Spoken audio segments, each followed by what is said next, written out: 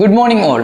ദക്ഷിണ ലേണിംഗ്സിന്റെ daily news ഡെസ്കിലേക്ക് എല്ലാവർക്കും സ്വാഗതം. ഇന്നത്തെ പ്രധാനപ്പെട്ട ന്യൂസുകൾ ഏതൊക്കെയാണ് നമുക്ക് ജസ്റ്റ് ഒന്ന് ബ്രീഫ് ചെയ്യാം. ഒന്നാമത്തെയാണ് the political trilemma and the crisis in the west. രണ്ടാമത്തത് the real Indian arbitrator needs to stand up. മൂന്നാമത്തത് ക്ലീൻ എ ഐയുമായിട്ട് ബന്ധപ്പെട്ടിട്ടുള്ള ന്യൂസാണ്. നാലാമത്തത് India's A I compute conundrum. അതുപോലെ തന്നെ the Trump turmoil in bond markets. Trumponomics ഒക്കെ എങ്ങനെയാണ് ബോണ്ട് മാർക്കറ്റ്സിനെയൊക്കെ അഫക്ട് ചെയ്തതെന്നുള്ള കാര്യങ്ങളൊക്കെയാണ്. അതുപോലെ തന്നെ ISRO's second short hot test of semi-cryogenic engine a success. അതുപോലെ തന്നെ on malls, farms, dams, toll plazas via REITs in which. അതുപോലെ തന്നെ RNA based antiviral offers strong defence against deadly agri virus. ഇത്രയും ന്യൂസുകളാണ് നമ്മൾ ഇന്ന് ഡിസ്കസ് ചെയ്യാൻ പോകുന്നത്. ആദ്യത്തെ ന്യൂസിലേക്ക് നമുക്ക് പോകാം. ആദ്യത്തെ ന്യൂസ് എന്താണ്? The political trilemma and the crisis in the west. News number നമ്മൾ നോക്കുവാണെങ്കിൽ റോഡ്രിക് പൊളിറ്റിക്കൽ ട്രൈലമ എന്ന് പറഞ്ഞിട്ട് ഒരു ക്രൈറ്റീരിയ ഉണ്ട്. അതിനെ കുറിച്ചാണ് പറയുന്നത്. Countries can only balance 2 out of 3, അതായത് globalisation, national sovereignty and popular democracy. ഇത് മൂന്നും നമ്മൾ എടുക്കുവാണെങ്കിൽ ഇതിൽ ഏതെങ്കിലും രണ്ടെണ്ണമേ ഒരു കൺട്രിക്ക് ബാലൻസ് ചെയ്യാൻ സാധിക്കുകയുള്ളൂ. Western democracies try to balance all 3 and are now facing political and economic crisis. ഇനിയും മൂന്നെണ്ണം കൂടി ഒരുമിച്ച് ബാലൻസ് ചെയ്യാൻ ആരെങ്കിലും ട്രൈ ചെയ്തിട്ടുണ്ടെങ്കിൽ അവിടെ ഓട്ടോമാറ്റിക്കലി എന്ത് സംഭവിക്കും?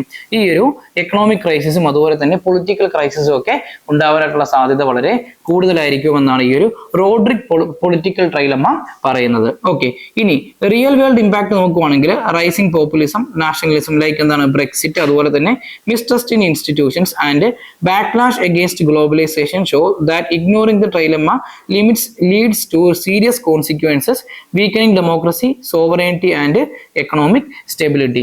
ഇനി ഇതിന്റെ ഗ്ലോബൽ റെലവൻസ് നോക്കുവാണെങ്കിൽ developing countries like India have chosen sovereignty and democracy over full globalisation. നമ്മുടെ ഇന്ത്യയുടെ ഒക്കെ കേസ് എടുത്ത് നോക്കുവാണെങ്കിൽ ഫുൾ ഗ്ലോബലൈസേഷൻ അല്ല നമ്മൾ ചൂസ് ചെയ്തേക്കുന്നത്. എന്തിനാണ് നമ്മൾ ചൂസ് ചെയ്തേക്കുന്നത്? സോവറൈനിറ്റി ആൻഡ് ഡെമോക്രസിയാണ്. Showing a strategic protectionist path that contrast with the west flawed model. അതായത് വെസ്റ്റിലെ ആൾക്കാർ നമ്മൾ പറഞ്ഞു ഈ മൂന്നെണ്ണവും ഒരുമിച്ച് കൊണ്ടുപോകാനായിട്ടാണ് ട്രൈ ചെയ്തുകൊണ്ടിരിക്കുന്നത്. ആ ഒരു ഫെയിലിയർ മോഡൽ ഇന്ത്യ എന്ത് ചെയ്യുന്നില്ല, അക്സെപ്റ്റ് ചെയ്യുന്നില്ല. ഇനി പ്രിലിംസിന്റെ പെർസ്പെക്റ്റീവിൽ നമുക്ക് എന്തൊക്കെയാണ് നോക്കാനുള്ളത് ഈ ന്യൂസുമായിട്ട് ബന്ധപ്പെട്ട്? ഒന്ന്, ഗ്ലോബലൈസേഷൻ. ഗ്ലോബലൈസേഷൻ എന്താണ് നമുക്ക് എല്ലാവർക്കും അറിയാം. ലോകത്തെ മുഴുവൻ നമ്മൾ എന്ത് ചെയ്യുകയാണ്? ഒരു ഒറ്റ കുടക്കീഴിൽ നമ്മൾ കൊണ്ടുവരാൻ നോക്കുകയാണ്. ഒരു സിംഗിൾ മാർക്കറ്റ് ആക്കാൻ നോക്കുകയാണ്. അതിനെയാണ് നമ്മൾ എന്തെന്ന് പറയുന്നത്? ഗ്ലോബലൈസേഷൻ എന്ന് പറയുന്നത്. ഇന്റർ കണക്റ്റഡ്നെസ് കൂടും. ട്രേഡിന്റെ കാര്യത്തിലും ടെക്നോളജിയുടെ കാര്യത്തിലും ഇൻഫ്ലോ എന്ത് ചെയ്യും? ഇൻഫർമേഷൻ ഫ്ലോയുടെ കാര്യത്തിലാണെങ്കിൽ എന്ത് ചെയ്യും? ആ ഒരു ഇൻഫ്ലോ അങ്ങോട്ടും ഇങ്ങോട്ടും വളരെ കൂടുതലായിരിക്കും. ആ ഒരു ഇന്റർ കണക്ഷൻ വളരെ കൂടുതലായിരിക്കും. അതുപോലെ എക്കണോമിക് ഇന്റഗ്രേഷൻ, ലോവർ ബാരിയേഴ്സും ക്യാപിറ്റൽ ലേബർ ഫ്ലോയും ഉണ്ടായിരിക്കും ഗ്ലോബലൈസേഷൻ കാരണം. ഇനി കൾച്ചറൽ എക്സ്ചേഞ്ച് നോക്കുവാണെങ്കിൽ ഐഡിയാസ് സ്പ്രെഡ് ആവും. അതുപോലെ തന്നെ ഹോമോജനൈസേഷനും അതുപോലെ തന്നെ ഡൈവേഴ്സിറ്റിയും കൂടുതലായിട്ട് എന്ത് ചെയ്യും? അങ്ങോട്ടും ഇങ്ങോട്ടും സ്പ്രെഡ് ആവാനായിട്ട് തുടങ്ങും. ഇനി എക്കണോമിക് പോളിസീസ് നോക്കുവാണെങ്കിൽ ഫിസ്ക്കൽ പോളിസി എന്താണ്? ഗവൺമെന്റ് സ്പെൻഡിങ് ആണ്. ടാക്സേഷനും ഗ്രോത്തും ഇൻഫ്ലേഷനും ആയിട്ടൊക്കെ ബന്ധപ്പെട്ട് ഗവൺമെന്റ് സ്പെൻഡിങ്ങും ഗവൺമെന്റിന്റെ പോളിസീസിനെയാണ് നമ്മൾ എന്തെന്ന് പറയുന്നത്? ഫിസ്ക്കൽ പോളിസി എന്ന് പറയുന്നത്. ഇനി മോണിറ്ററി പോളിസി എന്ന് പറഞ്ഞിട്ടുണ്ടെങ്കിൽ സെൻട്രൽ ബാങ്ക് ആണ് എന്ത് ചെയ്യുന്നത്? ഇന്ത്യയിൽ മോണിറ്ററി പോളിസീസ് ഡിസൈൻ ചെയ്യുന്നത്. എസ്പെഷ്യലി വിത്ത് മോണിറ്ററി പോളിസി കമ്മിറ്റിയാണ്. എന്താണ്? മണി സപ്ലൈ കൺട്രോൾ ചെയ്യാൻ വേണ്ടിയിട്ട്, റേറ്റ്സിനെ കൺട്രോൾ ചെയ്യാൻ വേണ്ടിയിട്ട്, ബോറോവിങ്സിനെ കൺട്രോൾ ചെയ്യാൻ വേണ്ടിയിട്ടൊക്കെയാണ് നമ്മൾ എന്ത് ചെയ്യുന്നത്? ഈ ഒരു മോണിറ്ററി പോളിസി കൊണ്ടുവരുന്നത്. ഇനി ട്രേഡ് ലിബറലൈസേഷൻ നോക്കുകയാണെങ്കിൽ ലോവർ ബാരിയേഴ്സ് ആണ് മോർ ട്രേഡ്. അതായത് ലോവർ ബാരിയേഴ്സ് ആകുമ്പോഴത്തേക്കും ഓട്ടോമാറ്റിക്കലി എന്ത് സംഭവിക്കും? ട്രേഡിന്റെ ലെവല് കൂടുതലായിരിക്കും. ഇനി ഇന്റർനാഷണൽ ഇൻസ്റ്റിറ്റ്യൂഷൻസിന്റെ കാര്യം നോക്കുകയാണെങ്കിൽ UN നമുക്കറിയാം, ഗ്ലോബൽ കോഓപ്പറേഷൻ, പീസ്, സെക്യൂരിറ്റി, അതുപോലെ തന്നെ UN തന്നെ കുറെ അധികം ഏജൻസീസ് ഉണ്ട് ഇതിനു വേണ്ടിയിട്ടൊക്കെ വർക്ക് ചെയ്യുന്നതിന് വേണ്ടിയിട്ട്. ഇനി WTOന്റെ കാര്യം നോക്കുകയാണെങ്കിൽ വേൾഡ് ട്രേഡ് ഓർഗനൈസേഷൻ, ഇവരാണ് എന്ത് ചെയ്യുന്നത്?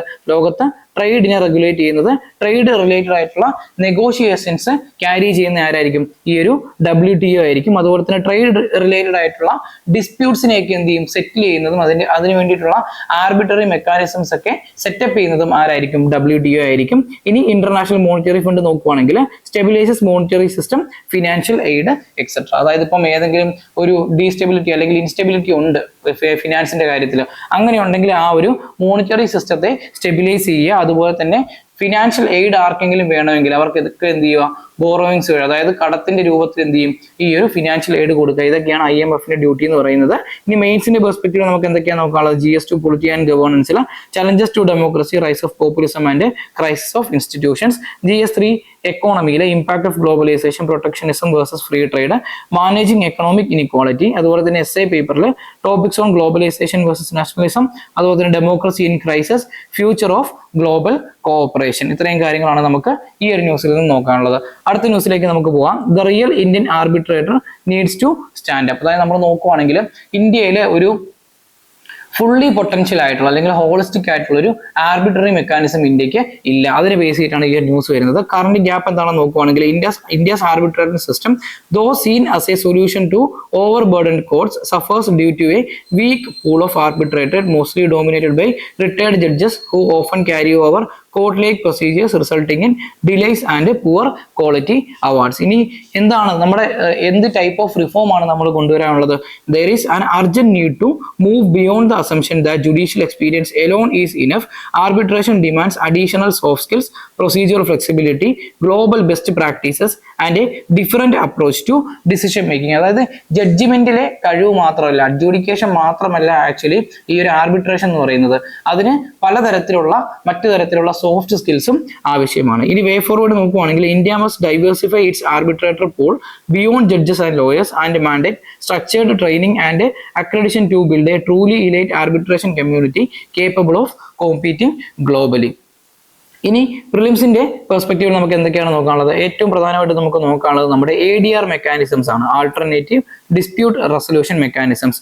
എന്താണ്? കൊമേഴ്സ്യൽ ആർബിട്രേഷന്റെ കാര്യം നോക്കുവാണെങ്കിൽ resolves business disputes outside courts, binding decisions, awards എന്താണ് എൻഫോഴ്സബിൾ ആണ്. അതായത് കൊമേഴ്സ്യൽ ആർബിട്രേഷന്റെ കാര്യത്തിൽ ബിസിനസ്സുമായിട്ട് റിലേറ്റ് ചെയ്തിട്ടുള്ള ഡിസ്പ്യൂട്ട്സ് ആയിരിക്കും അവിടെ സെറ്റിൽ ചെയ്യുന്നത്. ആ സെറ്റിൽ ചെയ്യുന്ന ഡിസ്പ്യൂട്ട്സ് അവിടെ വരുന്ന വിധികളൊക്കെ എന്താണ് എല്ലാവരും പാലിക്കാൻ ബാധ്യസ്ഥരാണ്. ഇനി ഇൻസ്റ്റിറ്റ്യൂഷണൽ ആർബിട്രേഷൻ നോക്കുവാണെങ്കിൽ administrate by established institutions with their own rules and procedures. Ad hoc arbitration എന്താണെന്ന് നോക്കുവാണെങ്കിൽ അഡ്ഹോക്ക് എന്ന് പറഞ്ഞാൽ എന്താണ്?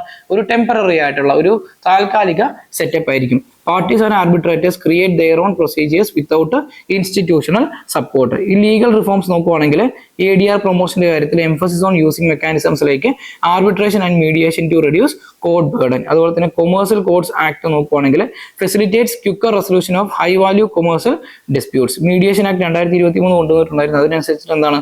Aims to promote and institutionalise mediation with provisions for enforcement of settlement agreements. ഇനി എക്കണോമിക് ഗ്രോത്ത് ഫെസിലിറ്റേഷന്റെ കാര്യത്തിൽ എന്താണ് നമുക്ക് നോക്കാം? എഫിഷ്യന്റ് ഡിസ്പ്യൂട്ട് റെസൊല്യൂഷൻ ഉണ്ടോ ഇല്ലയോ? Strong ADR mechanisms ensure quicker contract enforcement boosting investor confidence. ഇനി reduced litigation cost ADR can be, അതായത് ഈ ഒരു ആൾട്ടർനേറ്റീവ് ഡിസ്പ്യൂട്ട് റെസൊല്യൂഷൻസ് കൊണ്ടുവന്നിട്ടുണ്ടെങ്കിൽ can be more cost effective than lengthy court battles, freeing up resources for economic activities. Ease of doing business നോക്കുവാണെങ്കിൽ streamlined legal processes including ADR, improved India's ranking and attract investments. മെയിൻസിന്റെ perspective നമുക്ക് എന്തൊക്കെയാണ് നോക്കാനുള്ളത്? GS2 polity and ഗവേണൻസിൽ institutional reforms, judicial reforms, access to justice. അതുപോലെ തന്നെ GS3 എക്കോണമിയിൽ importance of a robust dispute resolution system for ease of doing business and investment climate. SI പേപ്പറിൽ നോക്കുവാണെങ്കിൽ topics on judicial reforms, justice delivery systems and India's global aspirations. ഇത്രയും കാര്യങ്ങളാണ് ഈ ഒരു ന്യൂസിൽ നിന്ന് നമുക്ക് പഠിക്കാനുള്ളത്. അടുത്ത ന്യൂസിലേക്ക് നമുക്ക് പോകാം. അടുത്ത ന്യൂസ് എന്താണ്? ക്ലീൻ AI കുറിച്ചിട്ടാണ്. അതായത് നമ്മളിപ്പോൾ എന്താണ് ക്ലീൻ ടെക്നോളജിയിലേക്ക് നമ്മൾ മൂവ് ചെയ്തുകൊണ്ടിരിക്കുകയാണ്. നമ്മുടെ വേ ഫോർവേഡ് എങ്ങോട്ടേക്കാണ്? ക്ലീൻ ടെക്നോളജിയിലേക്കാണ്. ആ ഒരു എയിമിലേക്ക് പോകുമ്പോഴത്തേക്കും നമുക്ക് AI നമുക്ക് എങ്ങനെയൊക്കെ യൂസ് ചെയ്യാൻ സാധിക്കും? ന്യൂസ് വരെ നമുക്ക് നോക്കാം. IMF റിപ്പോർട്ട് എന്താണ് പറയുന്നത്?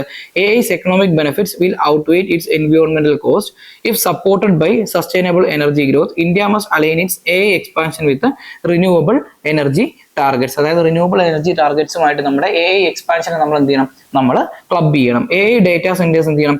Will significantly increase electricity demand using renewable energy and captive infrastructure. Solar nuclear options is essential to curb emissions. അതായത് ഇപ്പം AI എക്സ്പാൻഷൻ നമുക്ക് നടത്തണമെങ്കിൽ, അതായത് AI ഡേറ്റാ സെന്റേഴ്സ് നമുക്ക് രാജ്യത്തുടനീളം സ്ഥാപിക്കണമെങ്കിൽ നമുക്ക് കൂടുതലായിട്ടുള്ള എനർജി റിസോഴ്സസ് ആവശ്യമാണ്. അപ്പം ആ എനർജി റിസോഴ്സസ് നമ്മൾ എന്തിൽ നിന്നൊക്കെ കണ്ടെത്തണം? സോളാർ എനർജിയിൽ നിന്നും അതുപോലെ തന്നെ ന്യൂക്ലിയർ ഓപ്ഷൻസിൽ നിന്നും നമ്മൾ കണ്ടെത്തുന്നതായിരിക്കും. എമിഷൻസ് കുറച്ചുകൊണ്ട് നമുക്ക് ഈ ഒരു എനർജി റിസോഴ്സസിന്റെ കപ്പാസിറ്റി ബിൽഡ് ചെയ്യാനുള്ള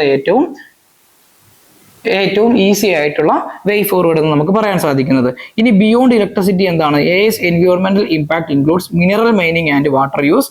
India must sustainably manage electronics manufacturing and industrial expansion to meet its net zero 2070 goal. നമുക്കൊരു നെറ്റ് സീറോ 2070 ഗോൾ ഉണ്ട്. അത് അച്ചീവ് ചെയ്യണമെങ്കിൽ നമ്മൾ എന്ത് ചെയ്യണം? ഈ ഒരു എക്സ്പാൻഷൻ ഇനി എന്ത് ചെയ്യും? എല്ലാ സെക്ടേഴ്സിലേക്കും വരും. ഇൻഡസ്ട്രിയൽ സെക്ടറിലേക്കും വരും, പ്രൈമറി സെക്ടറിലേക്ക് വരും, ടെർഷ്യറി സെക്ടറിലേക്ക് വരും. അതിനെയൊക്കെ എന്ത് ചെയ്യണം? നമ്മൾ വളരെ സസ്റ്റൈനബിൾ ആയിട്ട് വേണം യൂസ് ചെയ്യാനായിട്ട്. ഇനി പ്രിലിംസിന്റെ പെർസ്പെക്റ്റീവ് നമുക്ക് എന്തൊക്കെയാണ് നോക്കാനുള്ളത്? ഒന്ന്, renewable energy use in AI development. AI optimises renewable energy, boost production, manages grids. അതുപോലെ തന്നെ AI improves forecasting, stabilises intermittent renewables. Renewable power for AI lowers carbon footprint. ഇനി ഇന്ത്യയുടെ നെറ്റ് സീറോ 2070 ടാർഗറ്റ് എന്താണെന്ന് നോക്കാം. Net zero 2070 നമ്മൾ എവിടെയാണ് commit ചെയ്തേക്കുന്നത്? COP26 commit ചെയ്തേക്കുന്നത്. ഇന്ത്യയുടെ ക്ലൈമറ്റ് ഗോളാണ്. Massive renewable expansion needed, solar and wind focus. ഈ ഒരു 2070 നെറ്റ് സീറോ എത്തണമെങ്കിൽ നമ്മൾ മാസീവായിട്ട് നമ്മുടെ റിന്യൂവബിൾ എനർജി സോഴ്സസിനെ നമ്മൾ എന്ത് ചെയ്യണം? നമ്മൾ എക്സ്പാൻഡ് ചെയ്യണം. സിഗ്നിഫിക്കന്റ് ഇൻവെസ്റ്റ്മെന്റ്സ് ഇതിന് നമുക്ക് വേണ്ടി വരും. ടെക്നോളജിയും ആവശ്യം വരും ഫോർ ദ ട്രാൻസിഷൻ. ഇനി IMF reports on sustainable growth and AI എന്താണെന്ന് നോക്കാം. AI my version inequality, benefits rich economies more. IMF തന്നെ പറയുന്നുണ്ട്. അതായത് ഈ ഒരു ആർട്ടിഫിഷ്യൽ ഇന്റലിജൻസ് വേണമെങ്കിൽ എന്ത് ചെയ്യാം? ഇനിക്വാളിറ്റിയെ കുറച്ചും കൂടെ വേഴ്സൺ ചെയ്യാനുള്ള സാധ്യതയുണ്ട്. അതായത് റിച്ചർ കൺട്രീസ് എന്ത് ചെയ്യും? കുറച്ചും കൂടി റിച്ചർ ആവും. AI boost productivity can is supply constraints. പക്ഷെ എന്ത് ചെയ്യാൻ സാധിക്കും? AIക്ക് ഈ ഒരു പ്രൊഡക്ടിവിറ്റിയെ ബൂസ്റ്റ് ചെയ്യാൻ സാധിക്കും. അതുവഴി നമുക്ക് എന്ത് ചെയ്യാൻ സാധിക്കും? നമുക്ക് സപ്ലൈ കൺസ്ട്രെയിൻസിനെ നമുക്ക് കുറയ്ക്കാനായിട്ടും സാധിക്കും AI യൂസ് ചെയ്തുകൊണ്ട്. ഇനി പോളിസീസ് ക്രൂഷ്യലാണ് to maximise AI benefits, reduce risk and to ensure fair distribution. Fair and equitable distribution ഒക്കെ നമുക്ക് എൻഷുർ ചെയ്യണമെങ്കിൽ നമ്മൾ എന്ത് ചെയ്യണം? നമ്മൾ ഈ പോളിസീസ് ഒക്കെ അതിനനുസരിച്ചിട്ട് കറക്റ്റായിട്ട് നമ്മൾ ഫ്രെയിം ചെയ്യേണ്ടി വരും. ഇനി മെയിൻസിന്റെ പെർസ്പെക്റ്റീവ് നമുക്ക് നോക്കാം. GS3 environment and sustainable development, infrastructure, പ്രത്യേകിച്ച് എന്താണ്? എനർജി സെക്ടറുമായിട്ട് ബന്ധപ്പെട്ട.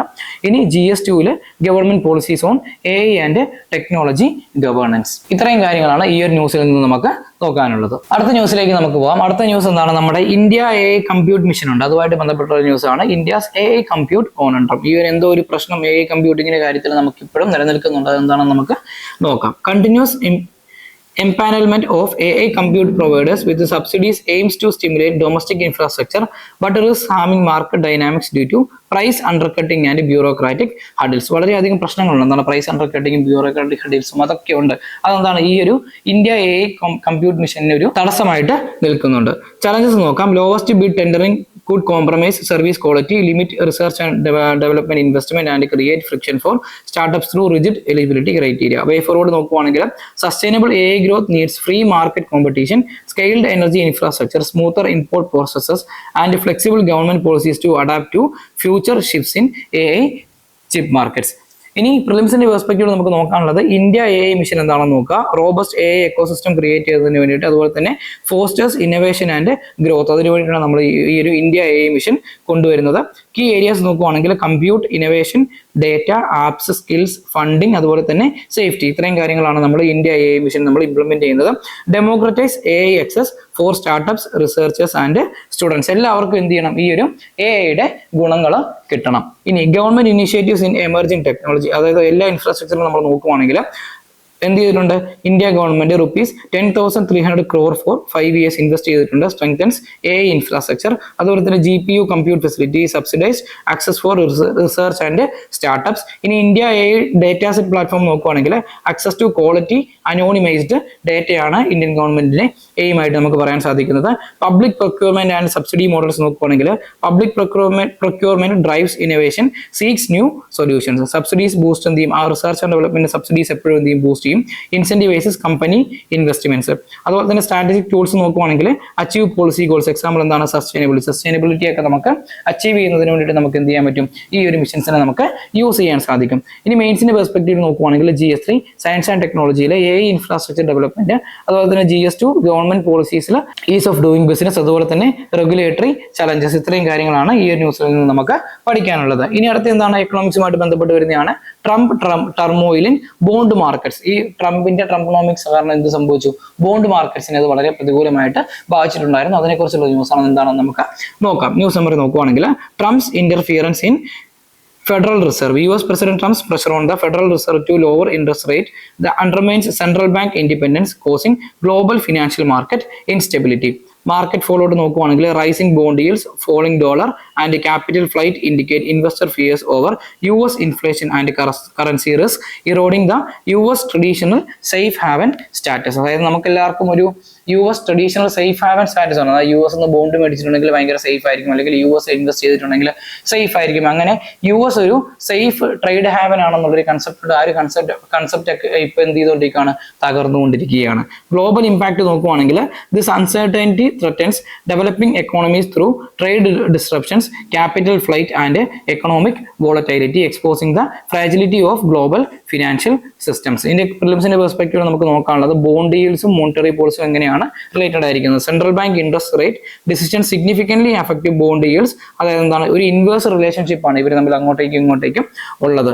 ഇനി ഇൻഫ്ലേഷൻ ആൻഡ് ബോണ്ട് yields നോക്കുവാണെങ്കിൽ higher inflation erodes bonds real return, pushing yields up to compensate for risk. ഇനി കറൻസി റിസ്ക് നോക്കുവാണെങ്കിൽ exchange rate fluctuations impact returns for international bond holders, monetary policy influences currency value. ഇനി monetary policy independence നോക്കുവാണെങ്കിൽ central bank autonomy crucial for credible inflation control and stable bond market. അതായത് central ഗവൺമെന്റിന്റെ ഓട്ടോണമിയും അവരുടെ ഇന്റർഫിയറൻസും എന്താണ്, ഒരു credible ആയിട്ടുള്ള inflation കൺട്രോളിനും അതുപോലെ തന്നെ ബോണ്ട് മാർക്കറ്റിന്റെ സ്റ്റെബിലിറ്റിക്കും നിർബന്ധമാണ്.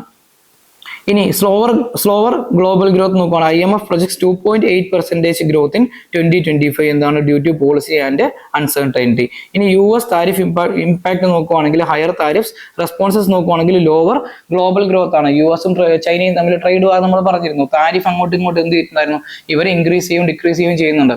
അപ്പം ഇങ്ങനെയുള്ള ഹയർ താരിഫ്സ് എന്ത് ചെയ്യും, ഒരു ടോട്ടൽ ഗ്ലോബൽ ഗ്രോത്തിനെ എന്ത് ചെയ്യും, ലോവർ ചെയ്യാനാണ് പോകുന്നത്. ഇനി ലോവർ US ഗ്രോത്ത് നോക്കുവാണെങ്കിൽ IMF ഫോർകാസ്റ്റ് 1.8% ഇൻ 2025. ഈ ഒരു താരിഫ് കാരണം US-ന്റെയും ഗ്രോത്ത് എന്ത് ചെയ്യുവാണ്, താഴത്തേക്കാണ് പോകുന്നത്. ഇനി മെയിൻസിന്റെ പെർസ്പെക്റ്റീവ് നോക്കുവാണെങ്കിൽ GS2 effects of global governance and foreign policies on India, അതുപോലെ തന്നെ GS3 Indian economy, impact of global financial developments, monetary policy and capital markets. ഇത്രയും കാര്യങ്ങളാണ് ഈ ഒരു ന്യൂസിൽ നിന്ന് നമുക്ക് പഠിക്കാനുള്ളത്. ഇനി മറ്റൊരു ന്യൂസിലേക്ക് നമുക്ക് പോകാം. സയൻസ് ആൻഡ് ടെക്കുമായിട്ട് ബന്ധപ്പെട്ടതാണ്, ISRO-യുമായിട്ട് ബന്ധപ്പെട്ടുള്ള ന്യൂസാണ്. ISRO second short hot test of semi cryogenic engine A success. News number നമ്മൾ നോക്കുവാണെങ്കിൽ ISRO എന്ത് ചെയ്തിട്ടുണ്ടായിരുന്നു, ഒരു സെമി ക്രയോജനിക് എഞ്ചിൻ ടെസ്റ്റ് ചെയ്തിട്ടുണ്ടായിരുന്നു, അതിന് സക്സസ് ആയിട്ട് മാറിയിട്ടുണ്ട്. Semi cryogenic engine test successfully conducted a second short duration hot test of it semi cryogenic engine at IPRC, validating the startup sequence and critical subsystem performance. Launch preparations നോക്കുവാണെങ്കിൽ qualification test will continue to fully validate the engine for future integrations in ISRO launch vehicles. ഇനി NISAR mission update നോക്കുവാണെങ്കിൽ launch preparation for the NASA ISRO synthetic aperture radar, അതാണ് നമ്മൾ NISAR എന്ന് പറയുന്നത്. ഒരു satellite on board ആണ്, GSLV F-16 have begun with the GSLV second stage flagged of two Sriharikota. ഇനി പ്രിലിംസിന്റെ perspective നമുക്ക് എന്തൊക്കെയാണ് നോക്കാനുള്ളത്. ഒന്ന് ISRO-ന്റെ സെമി ക്രയോജനിക് എഞ്ചിൻ എന്താണെന്ന് നോക്കാം. അതാണ് LOX kerosene engine, 2000 kN thrust ഉള്ളതാണ്. റീപ്ലേസസ് L110 റീപ്ലേസ് ചെയ്തുകൊണ്ട് LOX കെറോസിൻ എഞ്ചിൻസ് വരാൻ പോവുകയാണ്. ബൂസ്റ്റസ് എന്താണ്, ബൂസ്റ്റസ് LVM-3 പേലോഡ്, സേഫർ പ്രൊപ്പലൻസ് ആണ്, അതുപോലെ തന്നെ ഹയർ പെർഫോമൻസ് ഉണ്ടായിരിക്കും. നിസാർ മിഷൻ നോക്കുവാണെങ്കിൽ നാസ ISRO കൊളാബറേഷൻ ആണ്, ജോയിന്റ് എർത്ത് ഒബ്സർവേഷൻ മിഷൻ ആണ്. സ്റ്റഡീസ് ചേഞ്ചസ്, അതായത് എർത്തിലുള്ള ചേഞ്ചസും അതുപോലെ തന്നെ ഹസാർഡ്സിനെ കുറിച്ചിട്ടൊക്കെ പഠിക്കുന്നതിന് വേണ്ടിയിട്ടാണ്. ഡ്യുവൽ റഡാർ ഉണ്ട്, L ബാൻഡും ഉണ്ട്, S ബാൻഡും ഉണ്ട്. അതുപോലെ തന്നെ മാപ്സിനെ എന്ത് ചെയ്യും, എർത്തിനെ മാപ്പ് ചെയ്യും എവരി 20 days. ഇനി GSLV F-16 ലോഞ്ച് വെഹിക്കിൾ നോക്കുവാണെങ്കിൽ ക്യാരീസ് നിസാർ സാറ്റലൈറ്റ് ക്യാരി ചെയ്യാൻ പോകുന്നത് ഈ GSLV F-16 ആണ്, ISRO മിഷൻ ആണ്. അതുപോലെ തന്നെ ലോഞ്ച് ആക്ടിവിറ്റീസ് നോക്കുവാണെങ്കിൽ കമൻസ്ഡ് ഓൺ April 2025. മെയിൻസിന്റെ പെർസ്പെക്റ്റീവ് നമുക്ക് നോക്കാനുള്ള GS3 സയൻസ് ആൻഡ് ടെക്നോളജിയിലെ developments in space technology, indigenous capabilities in space research, അതുപോലെ തന്നെ GS2 international cooperation, NASA ISRO collaboration എന്താണെന്നുള്ളത് നോക്കിയിരിക്കുക. ഇത്രയും കാര്യങ്ങളാണ് നമുക്ക് ആ ഒരു ന്യൂസിൽ നിന്ന് നോക്കാനുള്ളത്. അടുത്ത ന്യൂസിലേക്ക് നമുക്ക് പോകാം. ന്യൂസ് എന്താണ്, on malls, farms, dams, toll plazas via REITs and InvITs. ഇതിന്റെ ന്യൂസ് സമ്മർ നമ്മൾ നോക്കുവാണെങ്കിൽ REITs ആൻഡ് ഇൻവിറ്റ്സ് ഉണ്ട്. നമുക്ക് പ്രിലിംസിന്റെ പെർസ്പെക്റ്റീവ് നമ്മൾ ഡിസ്കസ് ചെയ്യാം. REITs allow investment in real estate, InvITs enable investment in infrastructure projects. നോക്കി വെക്കുക, REITs എന്താണ്, ഇൻവെസ്റ്റ്മെന്റ് ഇൻ റിയൽ എസ്റ്റേറ്റ് ആണ്. ഇൻവിറ്റ്സ് എന്ന് പറഞ്ഞിട്ടുണ്ടെങ്കിൽ ഇൻവെസ്റ്റ്മെന്റ് ഇൻ ഇൻഫ്രാസ്ട്രക്ചർ പ്രൊജക്ട്സ് ആണ്. Okay, both offer returns through dividends and capital gains without physical ownership. Benefits and risk നോക്കുകയാണെങ്കിൽ regulated by SEBI ആണ്. സെബി ആണ് ഇതിനെ റെഗുലേറ്റ് ചെയ്യുന്നത്. നോക്കി വെക്കുക, വളരെ വളരെ ഇമ്പോർട്ടന്റ് ആണ്. REITസിനെയും ഇൻവിറ്റ്സിനെയും റെഗുലേറ്റ് ചെയ്യുന്ന ആരാണ്? സെബി ആണ്. They offer diversification, liquidity and easy entry but carry risk like market volatility, interest rate changes and liquidity issues especially for unlisted ones. ഇനി ആക്സസ് നോക്കുകയാണെങ്കിൽ listed REITs InvITs can be easily bought via demat accounts. Unlisted ones are riskier meant for HNIs with higher returns but low transparency. ഇനി പ്രിലിംസിന്റെ perspective നമ്മൾ നോക്കുകയാണെങ്കിൽ REITs എന്താണെന്ന് നോക്കാം. Real estate investment ട്രസ്റ്റുകൾ, own manage income generating real estate setup ആണ്. Pool money from investors of properties, അതായത് ഓഫീസും മാൾസും ഒക്കെ ഉള്ള ആൾക്കാരുടെ കയ്യിൽ നിന്ന് വരുന്ന ഈ മണി പൂൾ ചെയ്യും. Distribute most income as dividends. SEBI rule അനുസരിച്ചിട്ട് വരുന്നതും ഇവർ ഇൻകം ഡിവിഡൻസ് ആയിട്ടായിരിക്കും കൊടുക്കുന്നത്. ഓക്കെ, ഇതൊരു റിയൽ എസ്റ്റേറ്റ് ഇൻവെസ്റ്റ്മെന്റ് ആണെന്നുള്ളത് ഓർത്തിരിക്കുക. ഇൻവിറ്റ്സ് നോക്കുകയാണെങ്കിൽ ഇൻഫ്രാസ്ട്രക്ചർ ഇൻവെസ്റ്റ്മെന്റ് ട്രസ്റ്റുകൾ, own manage incomes generating infrastructure അസറ്റുകളാണ്. ഇൻഫ്രാസ്ട്രക്ചറിലാണ് ഇത് ഇൻവെസ്റ്റ്മെന്റ്സ് നടത്തുന്നത്. Pool money for projects, example എന്താണ്? ഹൈവേസ്, പവർ ലൈൻസ്, അങ്ങനെയുള്ള പ്രൊജക്ട്സിന് വേണ്ടിയിട്ടായിരിക്കും ഇവർ മണി എന്ത് ചെയ്യുന്നത്? പൂൾ ചെയ്യുന്നത്. ഇനി distribute most income as dividends, ഇവരും എന്താണ്? ഡിവിഡൻസ് ആയിട്ടാണ് എന്ത് ചെയ്യുന്നത്? ഇൻകം ഡിസ്ട്രിബ്യൂട്ട് ചെയ്യുന്നത് സെബി റൂൾ അനുസരിച്ചിട്ടാണ്. കീ ഡിഫറൻസ് നോക്കുകയാണെങ്കിൽ അസറ്റ് ടൈപ്പിലാണ് ഡിഫറൻസ് വരുന്നത്. REITs റിയൽ എസ്റ്റേറ്റ് ആണ്, ഇൻവിറ്റ്സ് ഇൻഫ്രാസ്ട്രക്ചർ ആണ്. റവന്യൂ നോക്കുകയാണെങ്കിൽ REITs റെന്റിലൂടെയാണ് റവന്യൂ കിട്ടുന്നത്.